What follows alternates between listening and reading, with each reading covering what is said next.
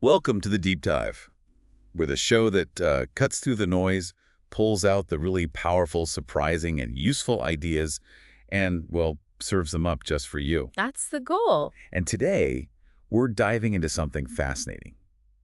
It challenges a really common belief about ancient wisdom, especially around meditation. Mm-hmm. You mean the idea that just sitting quietly? Exactly, that if you just sit, calm your mind, profound wisdom or enlightenment will just sort of flow naturally. Yeah, it sounds so simple, so direct. It's a belief that's really, really deep in a lot of modern spiritual circles. Definitely. The idea that deep calm, deep tranquility is the absolute first step you need for any real insight. Right. But the text we're looking at today offers a radically different take. It's called Paradigm Shift by Venerable Acharya Thoon Khippapanno, translated brilliantly by Nietzsche Tian Gundern. It's a powerful work originally from Thailand. And it really does reevaluate some of these modern takes on Buddhist practice. It proposes this wisdom-first approach. Exactly. And that's our mission today, really, to unpack what this paradigm shift actually means. What does it mean for understanding the ancient teachings? How does it redefine the path? And, crucially, what it means for your own journey. Your understanding, your self-discovery. We'll explore why wisdom is presented as, like, the foundation. The first step. Yeah, the foundational step. And how you can cultivate it in ways that, well, go way beyond just sitting silently on a cushion. Okay, so let's start right at the source, you could say. Yeah. With the Buddha's own journey. The text argues his enlightenment was fundamentally a personal paradigm shift. That's right. He had this realization that the world, it isn't as appealing or lasting as people tend to believe. This led him to understand the three common characteristics. Impermanence, suffering, and not self. Anicca, dukkha, anatta. Precisely. But what's really key here, according to the text, is what Prince Siddhartha tried first. Before his enlightenment. Yes. He studied really intensely under two ascetic teachers, mastered these incredibly deep states of serene meditation, the jhanas. Reached the highest levels of absorption, right? The highest. Experienced incredible bliss, happiness. But, and this is the crucial point, It didn't solve the problem. it didn't. He realized that tranquility, even profound tranquility, didn't solve the enigma of birth, didn't eliminate suffering at its root. It wasn't generating the kind of penetrating wisdom needed to solve the mind's core issues. So if that deep calm wasn't the ultimate key, what was the turning point? The book uses this amazing metaphor, doesn't it? The golden tray. Ah, yes. The Golden Tray incident, that was the critical transition down by the Naranagar River. He made an aspiration. He did. He said, if I am to be enlightened, may this golden tray float up the river against the current. And it did.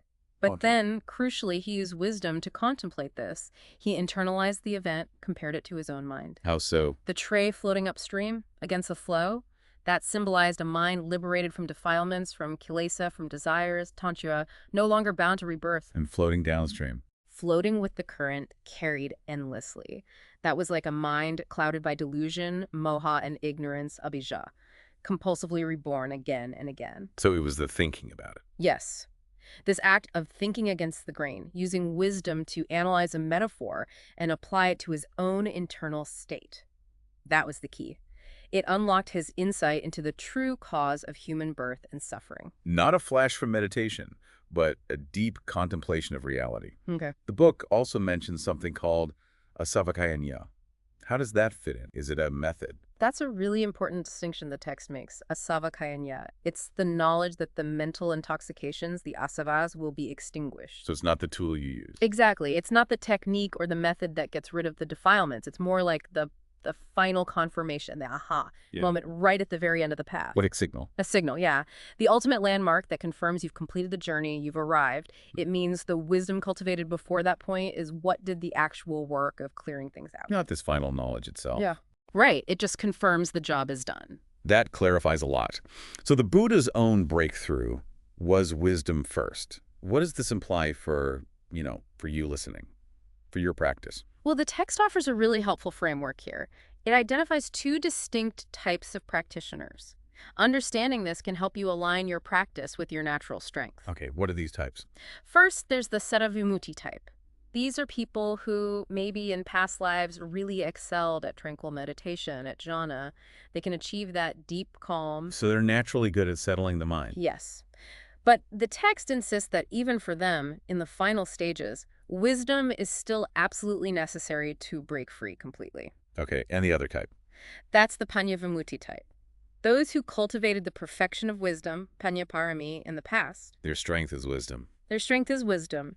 They might only reach what's called steadfastly focused concentration, upacara samadhi. It's a calm state, but maybe not those deep absorptions. And the text suggests most people fall into this category. Interestingly, yes. It states something like 70% of practitioners in the Buddhist time were this paññā-vimutti type, primarily wisdom-oriented. Wow, 70%. And I guess there must be dangers if you try to practice meditation without this wisdom foundation or get the approach wrong. Absolutely. The book talks quite a bit about this, introducing the 10 Vipassanūpakilesas. The defilements of insight. Sounds serious. They are subtle dangers. The text uses this vivid analogy. Imagine high-quality medicine in a bottle, but the bottle has an invisible coat of poison on the inside. So the practice itself, like the medicine, can be good. Right. Tranquil meditation can be beneficial. But if the underlying foundation, the wisdom, the view isn't right, the meditation can actually intensify wrong views or attachments, like the poison contaminating the medicine. What are some examples? What do these defilements look like? They're often deceptive because they feel, well, good. There's apasa, experiencing bright lights or visions in meditation and getting attached to them. Thinking that's it. Exactly. Or pity, intense bliss, rapture, maybe tears streaming down, goosebumps, Right. and then desiring that feeling to continue, clinging to it. Mm-hmm. Then there's jak, which is tricky. It's like whispers or flashes of knowledge, sometimes mundane, sometimes about Dhamma. This can lead someone to think, oh, wisdom has arisen, and maybe even boast about it. But it can be distorted knowledge. Not true insight yet. Not necessarily. And at Himoka, this is strong conviction, firmly believing that all these experiences are the path, that they are enlightenment. This makes it really hard to correct course if you're on the wrong track. You become sure you've got it. Right. And finally, Nikantiya, this is a deep delight or contentment in these experiences, feeling like, okay, I'm done, no more duties. This state, the text warns, can make someone sort of beyond help because they've lost the wisdom. See, these are just phenomena. So the danger isn't the light or the bliss itself, No. but the clinging, the desire, the misinterpretation, fueled by desire and a lack of discerning wisdom. Precisely. The text says, these arise when practice is driven by underlying desires for wisdom, purity, powers, whatever, and crucially, without the comprehensive wisdom to see them for what they are. Temporary side effects. So how do you figure out which type you lean towards, ceto or paññā? The text suggests a pretty simple practical test. When you sit down to meditate, what happens? Does your mind naturally settle into deep quietness fairly easily? That might suggest ceto-vimutti. Or does your mind naturally want to think, to contemplate, to analyze things, even when you're trying to be still? That points more towards paññā-vimutti. So you observe your own tendencies. Yeah. Knowing this helps you practice according to your character, as the text puts it. Avoids wasted effort trying to force yourself into a mode that isn't your primary strength. That's really practical advice. Mm. Okay, so knowing your character is key. But you mentioned the book goes even further. It actually argues for reordering the whole path. It does. This is maybe the most radical part of the paradigm shift. It challenges the traditional sequence of the threefold training. Which is usually taught as sila, samadhi, paññā, moral conduct, then concentration, then wisdom. Right. But this text, aligning with its interpretation of the Noble Eightfold Path, argues that wisdom, paññā, actually comes first. Wisdom first, then what? Then moral conduct, sila, and then concentration, samādhi. Paññā, sila, samādhi. Wow. Okay, how is this initial wisdom cultivated then, if it comes before the deep practice? Good question. The text outlines 3 forms of wisdom development. First is sutta maya paññā. This is wisdom you get from hearing or studying, learning the theoretical principles, the teachings, like understanding the precepts or the Four Noble Truths. Book learning, essentially. Okay, intellectual understanding to start. Yes. Then comes sutta maya paññā. This is wisdom through reasoning, through thinking, analyzing what you've learned, discerning right from wrong for yourself, figuring out which Dhamma topics really resonate with your character and situation. So actively engaging with the idea. Exactly. This is really practice vipassana at its core, according to this view, using your mind to investigate reality. And the third type? That's bhavana maya paññā. This is the deeper wisdom, the insight that arises from direct practice and contemplation, where understanding becomes really clear, doubts dissolve, attachments start to release. This is true vipassana, insight knowledge. So it's a progression, starting with learning, then thinking, then seeing directly. Sort of, but the thinking and contemplating part, Sintamaya, is crucial and ongoing. And the text stresses something important here. Everyone is born with innate capacities for mindfulness, sati, concentration, samādhi, and wisdom, paññā. They're like inherent treasures. Yes, inherent treasures within us. The absolute key is to develop them with samādhi, right view, right understanding. Because otherwise... Otherwise, you can easily use these same faculties for wrong mindfulness, wrong concentration, and wrong wisdom. You know, scheming, selfish thinking, focusing intently on harmful goals. Right, using your inherent intelligence for the wrong reason. Precisely. The Buddha himself emphasized the importance of right view with that powerful analogy. Ah, the elephant footprint one. That's the one. Oh, bhikkhus. The footprints of all legged animals are encompassed by the footprint of the elephant. Likewise, all indisputable truths are encompassed by right perception, samādhi.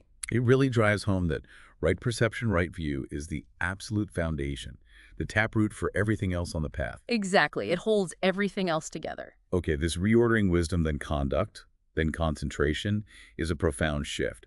How does this wisdom-first idea play out in, like, your everyday life, in the moment? Well, the text challenges our usual idea of the present moment. How so? Isn't it just about being here now? There's that, yes, the present in terms of meditation, being mindful of what's happening right now, but there's also what the text calls the present in terms of developing wisdom. Which means? Using your current life experiences as a kind of pivot point to reflect on the past and, importantly, the future, especially contemplating the unavoidable realities of aging, sickness, and death. So using the present not just to be in, but to understand the bigger picture of existence. Precisely. Connecting your immediate experience to these universal truths. And that definitely includes contemplating suffering, dukkha, and this idea of not self, anatta. Yes. The text explains how suffering tends to gather in the mind, and how wisdom helps us unpack or dissect what we mistakenly take to be a solid, permanent self. It uses some pretty stark examples, doesn't it? It does, like how a beloved person after they die becomes, well, unembraceable. The constituent elements are still there, but the person we clung to isn't. Or contemplating the inherent filthiness of the body, the constant need for washing and maintenance. It's very direct, maybe uncomfortable, but aimed at seeing reality clearly. Exactly. It's meant to cut through delusion. And this leads directly into how we can use everything as material for wisdom. The text talks about the 4 nimitta signs or visions. Lines for contemplation. Yes. Even dreams, supina nimitta. You can analyze your dreams through the lens of the 4 elements: earth, water, wind, fire, and the 5 aggregates. Form, feeling, perception, mental formations, consciousness. Right. Linking the dream imagery back to impermanence, suffering, and not self. King Pasenadi's famous dreams are used as an example of this kind of interpretation. Okay, dreams. What else? Ugahan Mitta. These are visions or signs that arise during meditation. Again, the point is they need wisdom to interpret. Without wisdom, they're just phenomena, maybe even distractions. Makes sense. But then, and this is where it gets really relevant for everyday life, there's phassa-nimitta, waking sense perceptions. So everything you see, hear, smell, taste, touch. Everything. Every single interaction through your senses can become a nimitta, a sign, an object for contemplation, for developing wisdom. But our senses often lead us astray, right, towards desire. They absolutely do. That's the trap. Sight leads to lust or aversion, sound to attachment, smells and taste to craving, touch to desire. The text uses a really striking analogy here. Yeah. Bees hunt for pollen, flies seek out the putrid, scholars strive for virtue. Oof. That makes you stop and think, what am I drawn to? Exactly. It's a prompt for self-reflection on our own inclinations, especially regarding sense pleasures. Are we like the bee seeking nectar or the fly drawn to decay? So the goal then is paibhaga-nimitta. Yes. The conceptualized counterimage. This is the active use of wisdom to go against the stream of habitual reactivity. How does that work practically? You see an 80-year-old person, frail and aged, you don't just register it and move on, you actively internalize it. This is my nature too. I will become like this. Or seeing someone sick. Same thing. I am subject to sickness. I cannot escape it. Seeing a coffin at a funeral, I too am subject to death. This is unavoidable. So you turn these everyday observations into profound reminders of impermanence, suffering, not self. Exactly. You're deriving deep meaning, wisdom from what you encounter, rather than just being passively aware or, worse, getting caught in desire or aversion. And this helps break down the attachment to the 5 aggregates: form, feeling, perception, etc., seeing they aren't a solid me. Precisely. Seeing their interdependent, impermanent nature. Realizing that clinging to them is the suffering. And the text also mentions matching your practice level to your parami, your accumulated perfections. Yes, that's another really practical point. Don't try to force arahant-level practice if your current parami, your accumulated virtue and wisdom, is more aligned with, say, stream entry, sotapanna. Because that just leads to frustration. It can, yes. Frustration, doubt, feeling like you're failing. The text gives examples from the Buddha's time, showing people attain different levels based on their individual parami. It's about finding the right practice for you right now. Okay, this all points towards a very self-reliant, discerning approach. What does this mean when we encounter teachings, scriptures, teachers, especially today when there are so many interpretations? That brings us right to the heart of the Kalama Sutta, a fundamental teaching from the Buddha himself. What's the core message there? In essence, don't just blindly believe things. Don't believe it just because it's in a scripture or because it's tradition or because your teacher said so or even because it seems logical. Even logic isn't enough. It's not on its own. Especially now, as you said, with countless different interpretations and claims about Dhamma floating around. Individual reason, critical thinking, and direct experiential discernment are absolutely paramount. You have to check it out for yourself. You have to analyze it, reflect on it, see if it leads to wholesome results in your own experience. Does it reduce suffering? Does it increase wisdom and compassion? You decide based on your own investigation. So it's not just about knowing about the Dhamma. No. The ultimate deciding factor the text emphasizes is knowing and seeing dassana according to the truth. Knowing and seeing, like the difference between studying pictures of a tiger. Exactly. You can know all the facts, its stripes, its habits. That's knowing. But seeing it live in the jungle? And having that prior knowledge click with the direct experience. That's knowing and seeing. That direct encounter leads to decisive understanding and action. You know the danger or the reality in a way intellectual study alone can't provide. So this really calls for deep self-reflection. Immense self-reflection and righteousness. Observe the actions and speech of others, sure, but then turn inwards. Reflect. Do my actions, my speech, my thoughts align with samā-diṭṭhi, with righteousness? That ongoing self-examination is what changes wrong views. Yes. The text defines good people, not just by rituals or beliefs, but as those who are genuinely righteous and just in their conduct, speech, and intentions. And all this leads back to that profound, almost stark message. One is one's own refuge. Ultimately, you have to do the work yourself. You must help yourself. The Dhamma, the teachings, they're like a map, an incredibly valuable map. But you are the traveler. You have to use your own inherent mindfulness, concentration, and especially wisdom to navigate the path. No one else can walk it for you. No one. Wow. What an incredible deep dive. We've really explored how this paradigm shift challenges that common idea about meditation and wisdom. Putting wisdom, paññā, right at the foundation. As the taproot, preceding even conduct and concentration. It offers this direct, wisdom-led path really tailored to you, to your own character, whether you lean more towards paññā-vimutti or ceto-vimutti. It absolutely reframes how we might think about practice. It's not just about chasing a calm state, though calm has its place. It's about actively cultivating wisdom through study, yes, but critically through reasoning, through contemplating, through gaining insight from absolutely every aspect of your life. Okay, so here's a final thought for you, the listener, to maybe chew on after we finish up. If every single thing in your environment, the cup you hold, the sound outside, the tree you see, if all of it is potential material for wisdom contemplation, how does that radically change your perception of what it means to just be present or even do nothing in the moment? That's a great question to ponder. And maybe we can encourage you to actively try applying piga-benamitta in your daily life. Turning those everyday observations. Exactly. Seeing old age, sickness, death, or even just the changing nature of things around you into direct opportunities to contemplate impermanence, suffering, and not-self. Aligning your own innate wisdom with the raw, unfiltered flow of reality as it actually is. Seeing the Dhamma, the truth, everywhere. All the time, letting your mind be purified not just by calm, but fundamentally by wisdom.